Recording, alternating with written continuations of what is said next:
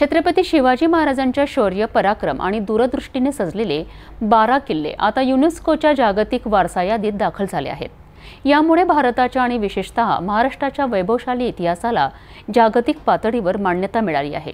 याबद्दल पंतप्रधान नरेंद्र मोदी, मुख्यमंत्री देवेंद्र फडणवीस, उपमुख्यमंत्री अजित पवार आणि एकनाथ शिंदे तसेच मंत्री आशिष शेलार यांनी याकरिता विशेष प्रयत्न केलेत।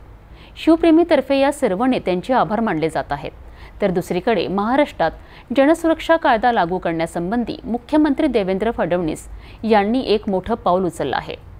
नक्षलवाद्यांना साथ देणाऱ्या संघटनांवर कारवाई करण्याकरिता आणि नवीन पिढीला अशा विचारांकडे वळण्यापासून रोखण्याकरिता हा कायदा आवश्यक असल्याचं जिल्ह्याचे पालकमंत्री व राज्याचे महसूल मंत्री चंद्रशेखर बावनकुळे म्हणालेत। हिंदवी स्वराज्याचे संस्थापक छत्रपती शिवाजी महाराजांच्या काळातील जे छत्रपती शिवाजी महाराजांचं वैभव या 12 किल्ल्याच्या माध्यमातून संपूर्ण जगाला आज जगाने अनुभवलं। आज त्या ठिकाणी या सर्व गड किल्ल्याचा समावेश, जे किल्ले आहेत छत्रपती शिवाजी महाराजांच्या काळातील, या सर्व किल्ल्याचा समावेश युनेस्कोच्या जागतिक वारसा यादीमध्ये झाला। ही भारतीय करता 140 कोटी जनतेकरता, महाराष्ट्राच्या जनतेकरता, शिवप्रेमी करता सर्वांचा आनंद द्विगुणित करण्याची एक मोठं यश भारताला मिळालं। या सर्व 12 किल्ल्याचा समावेश युनेस्कोच्या जागतिक वारसा म्हणून झाल्यामुळं मी महाराष्ट्राच्या जनतेच्या वतीने देशाचे पंतप्रधान नरेंद्र मोदीजी यांचे हृदयापासून आभार मानतो, शिवप्रेमीतर्फे आभार मानतो। सोबतच आपल्या राज्याचे मुख्यमंत्री देवेंद्र फडणवीसजी, माननीय उपमुख्यमंत्री एकनाथ शिंदेजी, अजितदादा पवारजी आणि आमच्या सरकारने, आपल्या आशिष शेलार सांस्कृतिक कार्यमंत्री, त्यापूर्वी सुधीरभाऊ मुनगंटीवारजी, या सर्वांनी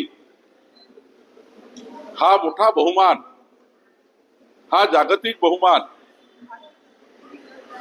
छत्रपती शिवाजी महाराजांच्या या काळातील जे वैभव आहे, जे किल्ले आहेत, याला मिळाला। आज आमच्याकरता अत्यंत आनंदाचे दिवस आहेत, महाराष्ट्राकरता, देशाकरता आनंदाचे दिवस आहे। मी खरं तर जनतेलाही शुभेच्छा देतो आणि युनेस्कोच्या टीमला त्या ठिकाणी धन्यवाद व्यक्त करतो। जयंत पाटील यांनी राजीनामा दिलेला आहे। शशिकांत शिंदे नवीन प्रदेशाध्यक्ष असेल, शरद पवार प्रत्येक पक्षामध्ये जेव्हा वरिष्ठ नेतृत्व किंवा संघटना ही निर्णय घेते तेव्हा त्यांच्या पक्षाचे प्रदेशाध्यक्ष बदलत असतात। तर भारतीय जनता पार्टीमध्ये रवींद्र चव्हाणजी आता प्रदेशाध्यक्ष झाले, मी आता त्या ठिकाणी आतापर्यंत होतो। ही प्रक्रिया आहे, त्यामुळे मला वाटतं काही नवीन नाही आहे। जयंतराव खूप दिवसापासून त्या पक्षाचे प्रदेशाध्यक्ष होते, शरद पवारजी यांच्या पक्षाचे। मला वाटतं ही त्यांच्या पक्षातली प्रक्रिया असेल, यामध्ये मला काही फार राजकारण दिसत नाही। मी माननीय राज्याचे मुख्यमंत्री देवेंद्र फडणवीसजी यांचे आभार मानतो। महाराष्ट्राच्या जनतेच्या संरक्षणाकरता, जनतेच्या जीवाचे रक्षण करणे, जनतेच्या मालमत्ताचे रक्षण करणे ही जबाबदारी जी सरकारची आहे आणि ही मालमत्ता आणि जीव उद्ध्वस्त करणारा नक्षलवादी, ही नक्षलवादी मुवमेंट आणि या नक्षलवादी मुवमेंटला साथ देणाऱ्या संघटना आणि त्यांना फंडिंग करणाऱ्या संघटना, शहरी भागात राहून, म्हणजे काही विद्यापीठामध्ये राहून त्या ठिकाणी येणाऱ्या नवीन पिढीला नक्षलवादी विचाराकडे वळवणाऱ्या संघटना, कळव्या डाव्या विचारसरणीच्या संघटना, ज्या जेव्हा बंदुकीने लढता येत नाही तेव्हा आपल्या देशाच्या संविधान त्यांना मान्य नाही, ते संविधानावर टीका करतात, संविधान त्यांना मान्य नाही, देशाचे न्यायालय मान्य नाही, देशाच्या त्या ठिकाणी व्यवस्था मान्य नाही आणि या व्यवस्थाविरुद्ध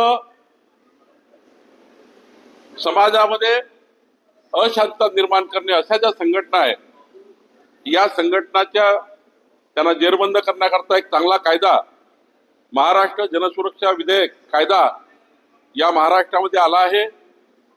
महाराष्ट्र विधिमंडळाने एकमताने बहुमताने या विधेयकाला मान्यता मिळाली, या कायद्याला मान्यता मिळाली. आता विधान परिषदेमध्ये त्या ठिकाणी याला मान्यता मिळेल. पण खरं तर काल मला वाटतं विधान परिषदेमध्ये त्याला मान्यता मिळाली. काल मी सभागृहात लवकर आलो. पण निश्चितपणे या ठिकाणी हा जो कायदा मंजूर झाला आहे, या कायद्याने आता विदर्भातल्या महाराष्ट्रातल्या ज्या महत्वाच्या शहरातल्या मुवमेंट आहेत, नागपूरमध्ये, पुण्यामध्ये, नाशिकमध्ये, मुंबईमध्ये, हे जे या ठिकाणी नव्या पिढीला उद्ध्वस्त करण्याचं कार्य, नव्या पिढीला नक्षलाईट मुवमेंट करण्याचं कार्य या ज्या संघटना करतात त्या जारबंद होतील. देशातल्या 4 राज्यांनी आणि 5वं राज्य हे महाराष्ट्र ज्यांनी हा कायदा केला आहे. एकूणच विरोध करताय उद्धव ठाकरे.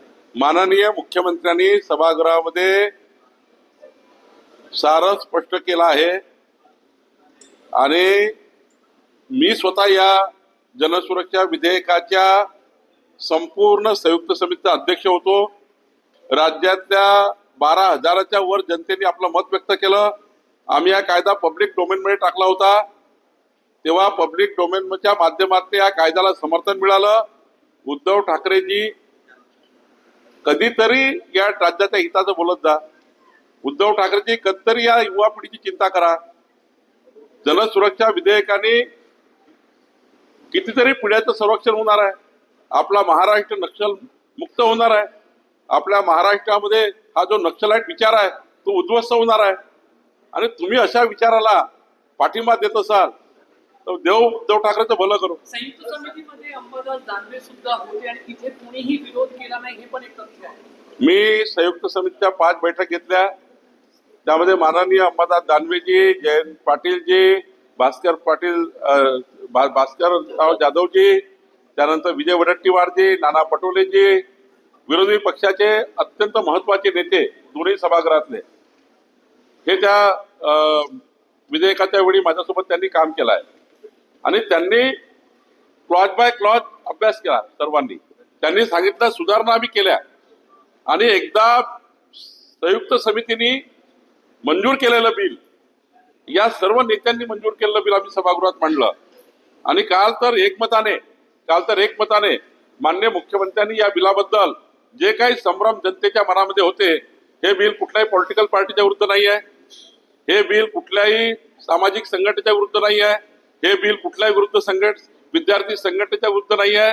हे बिल नक्सलाईट मुवमेंटकडे नवीन युवा पिढींना जे घेऊन चाललेल्या संघटना आहे, ते विचार तयार करणाऱ्या संघटना आहे, त्या संघटनांना जेरबंद करणारं हे कायदा आहे. त्यामुळं या विधिमंडळातल्या सर्व सदस्यांनी, काही आपल्या पक्षाकरता बोलावं म्हणून बोलावं लागतं विरोधात, पण सर्वच पक्षाच्या सर्वच नेत्यांनी या बिलाला समर्थन दिलं आहे. मला वाटतं असं समर्थन करणे म्हणजे या ठिकाणी जनतेच्या मनात विचलितपणा तयार करणे.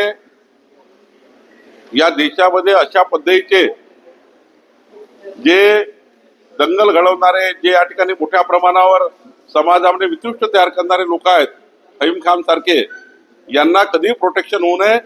यांना जमिनीत दाबलं पाहिजे. याकरता कायदा काम करतो आहे असं वक्तव्याचा मी निषेध करतो. बैठक घेतली तुम्ही आता, विषय होता आणि काय सांगा. महाराष्ट्राचे मुख्यमंत्री देवेंद्र फडणवीसजींनी नागपूरला 310 कोटी रुपये विशेष अनुदान दिलं आहे. नागपूर शहराकरता विशेष अनुदान दिलं आहे 310 कोटी रुपयाचं. आणि हे 310 कोटी रुपये कुठल्या अत्यंत महत्वाच्या विकास कामावर खर्च करायचे आहे. एक स्विमिंग पूल करायचा आहे, त्याला 30 कोटी खर्च आहे. माननीय नितीन गडकरी साहेब, माननीय देवेंद्रजींनी काही क्रीडांगण चांगले झाले पाहिजे याकरता काही खर्च मागितला आहे. काही आमच्या कमिशनरने काही योजना तयार केली आहे. हे 310 कोटी रुपये नागपूरमध्ये कुठल्या कामावर खर्च व्हावे याकरता मी बैठक घेतली. आज संध्याकाळपर्यंत याचं नियोजन पूर्ण होईल आणि 310 कोटी रुपयाच्या निविदा काढून या नागपूर शहराचा विकासाकरता एक महत्वाचा 310 कोटीचा हातभार माननीय मुख्यमंत्री देवेंद्र फडणवीसजींनी नागपूर शहराकरता दिला आहे. महाराष्ट्रात ऐतिहासिक, राजकीय आणि विकासात्मक घडामोडी वेग घेत आहेत. छत्रपती शिवाजी महाराजांचे किल्ले जागतिक पातळीवर पोहोचले आहेत आणि महाराष्ट्र नक्षलवाद मुक्त होण्याकरिता सरकार कटिबद्ध आहेत.